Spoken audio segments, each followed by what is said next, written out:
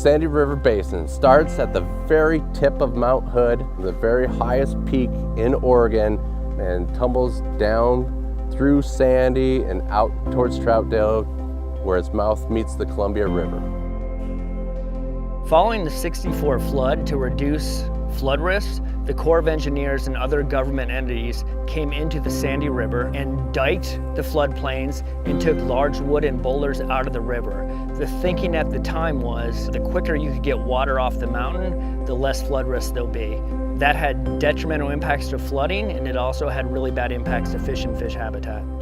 So the Sandy River Basin Partners formed in 1999. They came together comprised about a dozen different groups with one shared objective, and that's to restore habitat to benefit salmon and steelhead.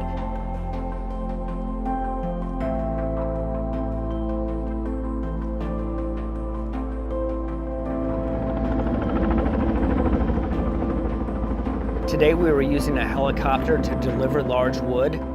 The wood is what holds the rivers together. And without that wood, they start incising and they get more and more degraded. One of the things people don't appreciate when they go out into rivers is how abundant would have been in the past and how important it is to fish and fish habitat.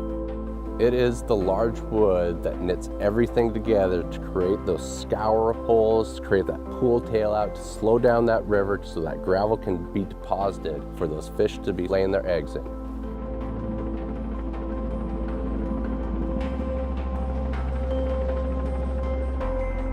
We're actively putting wood back into the streams. During a super tight in-water work window, we have over 2,000 pieces of wood going into these rivers to restore them.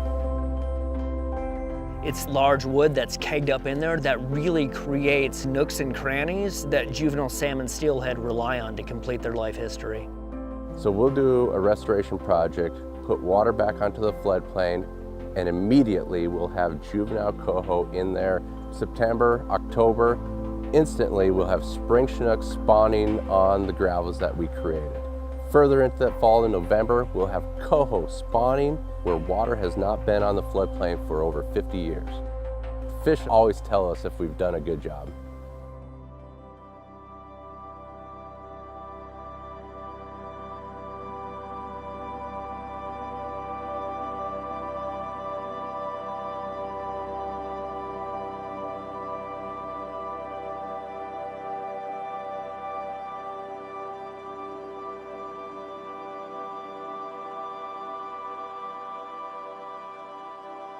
We have set up Still Creek to let the natural processes take over.